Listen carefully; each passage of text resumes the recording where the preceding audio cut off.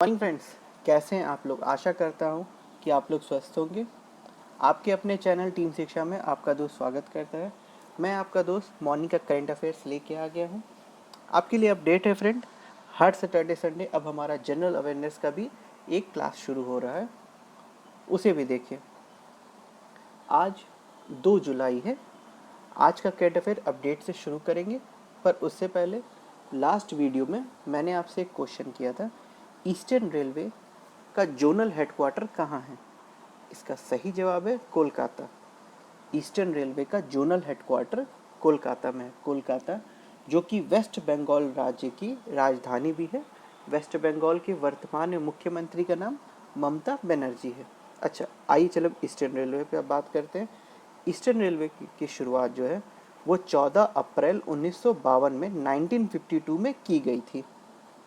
Kolkata zonal headquarter में, जैसे eastern railway का जो जोनल हेडक्वार्टर कोलकाता में है, इसके 4 डिवीज़न हैं। पहला डिवीज़न आपका हावड़ा डिवीज़न, दूसरा मालदा डिवीज़न, तीसरा सियालदा डिवीज़न, चौथा आसनसोल डिवीज़न है। चलिए अब आज के क्वेश्चन से शुरू करते हैं। यूरोपीय संघ ईयू, जिसको इंग्लिश में यूरोपियन यूनियन भी बोलते हैं, उसका शॉर्ट फॉर्म में ईयू भी बोला जाता है, ने हाल में ही कितने देशों के नागरिकों के आने जाने के लिए अपनी सीमाएं खोल दी हैं। इसका सही जवाब है 14 देश के लिए। 14 देशों के लिए यूरोपियन संघ ने अपने देश की सीमाएं खोल दी हैं। यूरोपियन संघ का ये फैसला जो है फ्रेंड्स, वो 30 जून 2020 को ये घोषणा की गई कि वो 14 देशों के नागरिकों के लिए अपनी सीमाएं खोल देंगे। अच्छा, यूरोपियन यूनियन की शुरुआत जो है वो 1 नवंबर 1993 में हुई थी। इसके 27 देश सदस्य हैं। इसका यूरोपियन यूनियन का जो मुख्यालय है वो ब्रुसेल्स बेल्जियम में है। इसके जो 27 देश सदस्य हैं उनमें से कुछ के नाम है Austria, Belgium, Bulgaria, republic of Cyprus, French republic, Denmark, Luxembourg, Finland, France, Germany, Greece, Hungary, Ireland, Italy, पुर्तगाल, रोमानिया, स्पेन, स्वीडन, बेल्जियम। इन देशों ने 14 देशों के लिए अपनी सीमाएं खोल दी हैं। अच्छा, यूरोपियन यूनियन सीमाएं जो खोली, यूरोप जो है ना वो टूरिज्म का एक हब है। वहाँ पे हर साल 1.5 करोड़ सिर्फ अमेरिकी यूरोप में यात्रा करने आते हैं। पूरे विश्व से अगर जोड़ें तो यूरोप में घूमने के लिए कुछ भी नहीं फ्रेंड्स, तो 10 करोड़ के आसपास लोग यूरोप से घूमने आते हैं। तो यूरोप का जो टूरिज्म हब है वो बहुत बड़ा वहाँ का है। लेकिन कोरोना महामारी के कारण जैसे पूरे विश्व में फैला हुआ है, जिस कारण से उसका टूरिज्म हब पूरा बैठ गया। इस वजह से यूरोप की पूरे कई देशों की अर्थव्यवस्था भी गिर गई है वहाँ पे। अच्छा, किन 14 देशों के लिए खोला गया है उनके नाम भी जान लेते हैं। Algeria, Australia, Canada, Georgia, Japan, Montenegro, Morocco, न्यूजीलैंड, रबाडा, सर्बिया, दक्षिण कोरिया, थाईलैंड, ट्यूनेशिया, उर्वे जैसे देशों के लिए उन्होंने अपनी सीमाएं खोल दी हैं। नागरिकों के प्रवेश की अनुमति दी जाएगी।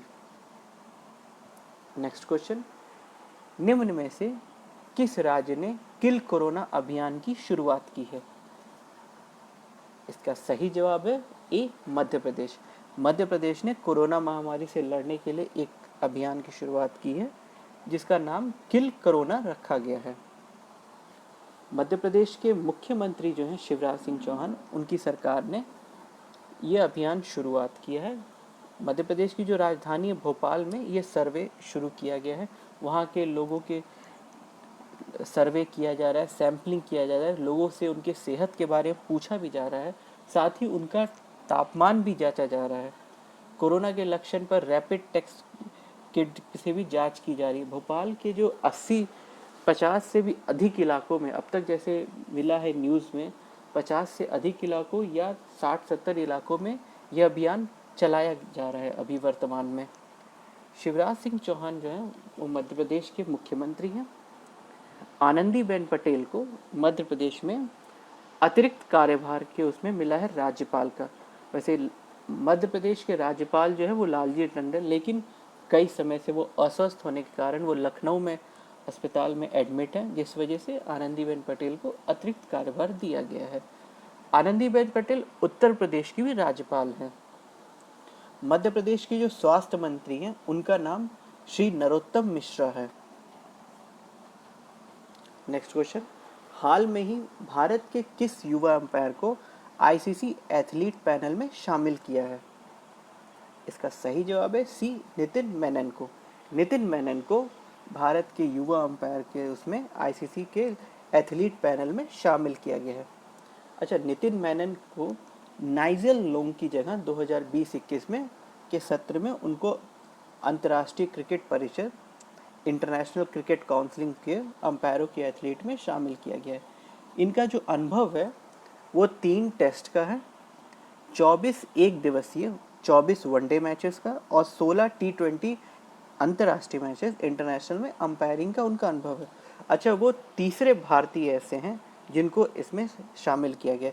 इससे पहले श्रीनिवास वेंकटरमन जो भारत के पूर्व कप्तान थे और सुंदरम रवि, इन दोनों लोग को पहले चुना जा चुका है। नेक्स्ट क्वेश्चन, केंद्र सरकार ने हाल में ही किसको अगले 3 साल के लिए फिर से सॉलिसिटर जनरल के नियुक्त किया गया है? इसका सही जवाब है ई, तुषार मेहता को। केंद्रीय मंत्रिमंडल ने तुषार मेहता को सॉलिसिटर जनरल के रूप में 3 वर्षों के लिए फिर से नियुक्त किया गया है। 1 जुलाई 2020 से मेहता का ये कार्यकाल 3 साल के लिए या अगले आदेश आने तक बढ़ाया गया है। इनकी नियुक्ति राष्ट्रपति द्वारा की जाती है। नेक्स्ट क्वेश्चन, प्रधानमंत्री नरेंद्र मोदी ने हाल में ही किस योजना को नवंबर तक बढ़ाने का फैसला लिया है? इसका सही जवाब है सी, पीएम गरीब कल्याण अन्न योजना। पीएम नरेंद्र मोदी ने पीएम गरीब कल्याण अन्न योजना को नवंबर तक बढ़ाने का फैसला लिया गया है। इसके तहत जो है देश के 80 करोड़ लोगों को 5 किलो गेहूं या चावल के साथ 1 किलो चना भी दिया जाएगा। केंद्र सरकार ने पहल जो है गरीब कल्याण योजना का सबसे पहले 26 मार्च 2020 को ये लागू की गई थी, जब 21 दिन का लॉकडाउन रखा गया था। अच्छा, उस समय जब इसकी शुरुआत की गई थी तो मार्च, अप्रैल, मई, जून तक इसकी बात की गई थी, 30 जून तक। 30 जून को शाम के 4 बजे पीएम नरेंद्र मोदी ने देश को संबोधन में कहा कि इसको नवंबर तक में बढ़ाया जाता है, छठ पूजा तक के लिए बढ़ाया जाएगा। छठ पूजा तक में प्रत्येक व्यक्ति को 5 किलो गेहूं या चावल के आधार पर उनको मिलेगा और प्रोटीन का भी ध्यान रखते हुए 1 किलो दाल भी फ्री में दी जाएगी। नेक्स्ट क्वेश्चन, राष्ट्रीय चिकित्सक दिवस नेशनल डॉक्टर्स डे निम्न में से किस दिन मनाया जाता है? इसका सही जवाब है डी, 1 जुलाई को। 1 जुलाई को नेशनल डॉक्टर्स डे मनाया जाता है। भारत में प्रत्येक साल 1 जुलाई को राष्ट्रीय चिकित्सा दिवस मनाया जाता है। इस दिन का मनाने का जो उद्देश्य होता है वो डॉक्टर के उनके अमूल्य योगदान के लिए सम्मान देना। डॉक्टर समाज में बहुत महत्वपूर्ण भूमिका निभाते हैं।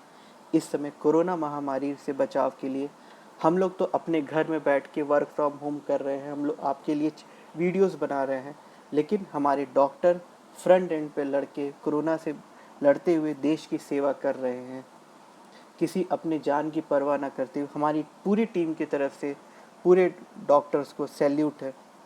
भारत में 1991 से इस दिन को मनाने की शुरुआत की गई थी।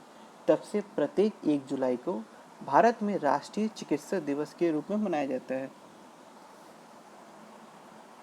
नेक्स्ट क्वेश्चन, हाल में ही किस राज्य ने प्रोजेक्ट प्लैटिना के तहत दुनिया का सबसे बड़ा प्लाज्मा थेरेपी परीक्षण शुरू किया है? इसका सही जवाब है डी, महाराष्ट्र। महाराष्ट्र ने प्रोजेक्ट प्लैटिना के तहत दुनिया का सबसे बड़ा प्लाज्मा थेरेपी परीक्षण शुरू किया है। महाराष्ट्र सरकार का जो फैसला है, इसमें प्लाज्मा थेरेपी जो शुरुआत की गई है, इसमें 500 लोगों का लेकर इलाज किया जाएगा।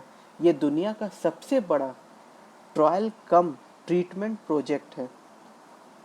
इसमें कोविड प्लाज्मा थेरेपी की तरह कोविड-19 के संक्रमित इलाज के लिए शुरू की गई। ये सबसे बड़ा ट्रायल प्रोजेक्ट भी है।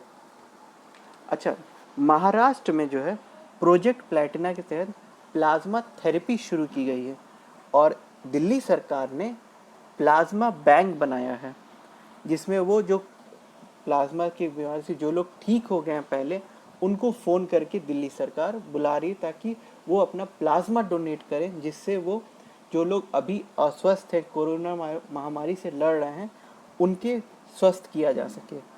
तो महाराष्ट्र में प्रोजेक्ट प्लैटिना शुरू हुआ है और दिल्ली में प्लाज्मा बैंक शुरू किया गया है। महाराष्ट्र के मुख्यमंत्री का नाम उद्धव ठाकरे है। महाराष्ट्र की राजधानी मुंबई है। महाराष्ट्र के राज्यपाल गवर्नर का नाम भगत सिंह कोश्यारी है। नेक्स्ट क्वेश्चन, अटॉर्नी जनरल के वेणुगोपाल के कार्यकाल को कितने साल के लिए बढ़ा दिया गया है? इसका सही जवाब है सी, 1 साल के लिए। अटॉर्नी जनरल के वेणुगोपाल के कार्यकाल को 1 साल तक के लिए बढ़ा दिया गया है। के वेणुगोपाल का कार्यकाल 30 जून को खत्म हो रहा था, लेकिन 1 जुलाई से अटॉर्नी जनरल के वेणुगोपाल को 1 साल के लिए और उनको कार्यकाल दे दिया गया। वे देश के जाने माने अधिवक्ता वेणुगोपाल के बतौर अटॉर्नी जनरल 30 जून 2017 को मुकुल रस्तोगी का स्थान उन्होंने लिया था।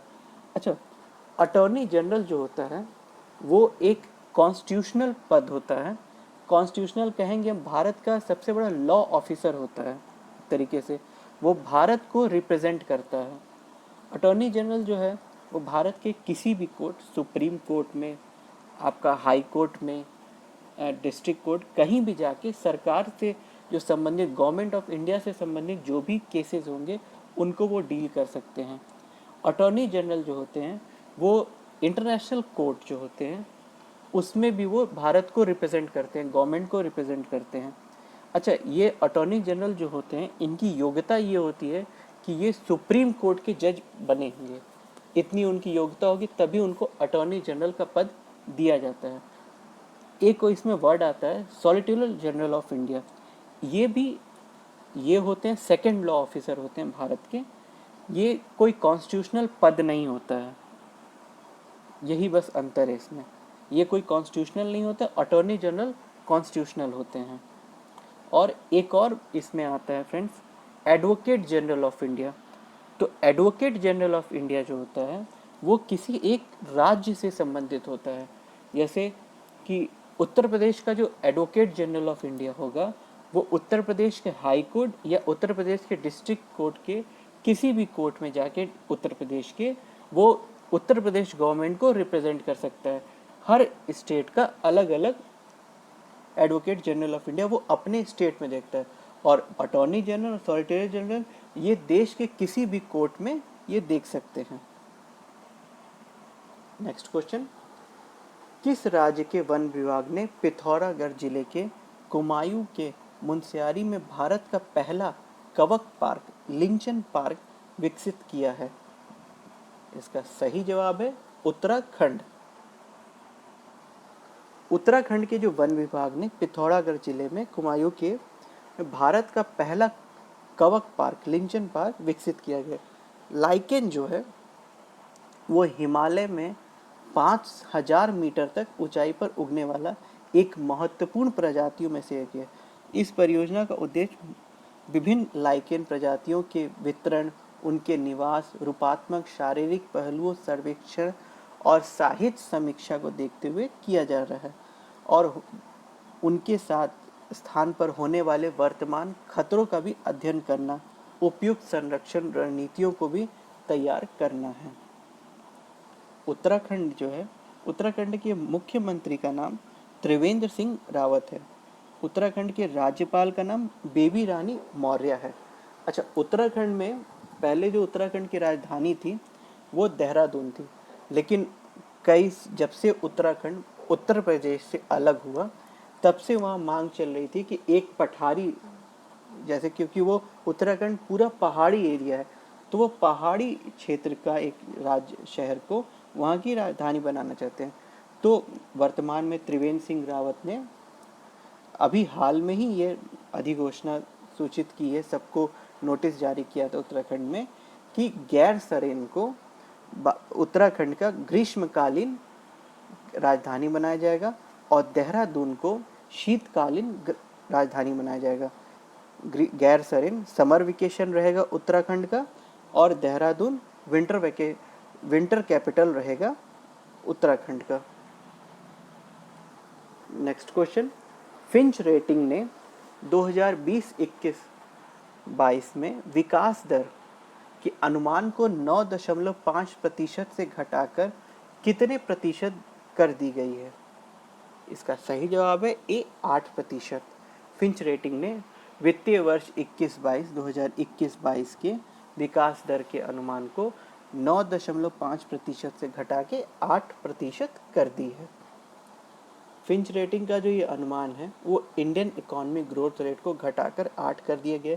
एजेंसी ने पिछले महीने यह अनुमान लगाया था कि 9.5% रहेगा, लेकिन चालू वित्त वर्ष 19-20 के दौरान अर्थव्यवस्था में 5% का कॉन्स्ट्रक्शन संकुचन पाया गया है, जो कोरोना महामारी के कारण पूरे देश की अर्थव्यवस्था बैठ गई और पिछले कई समय से अनुमान नहीं लगाया जा रहा था कि वृद्धि कितनी होगी, लेकिन अब ये अनुमान लगाया जा रहा है कि 4.2% रहेगी।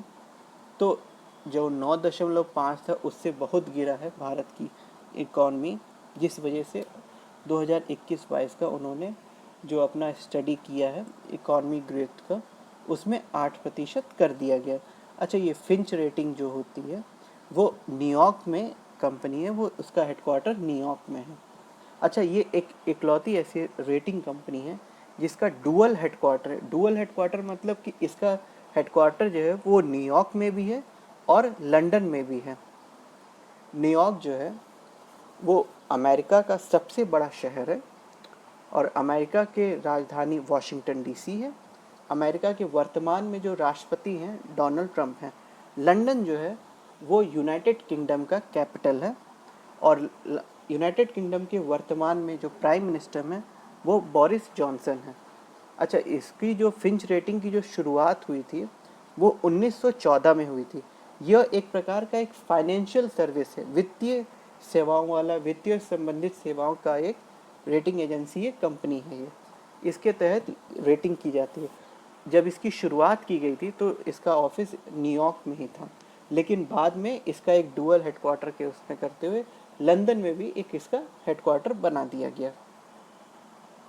चलिए, आज का question of the day friend, east coast railway का जोनल हेडक्वार्टर कहाँ है? इसका आंसर फ्रेंड्स आप हमें कमेंट बॉक्स में दें। अगर आपको हमारा वीडियो पसंद आया हो तो लाइक करें, शेयर करें, सब्सक्राइब करें। Thank you.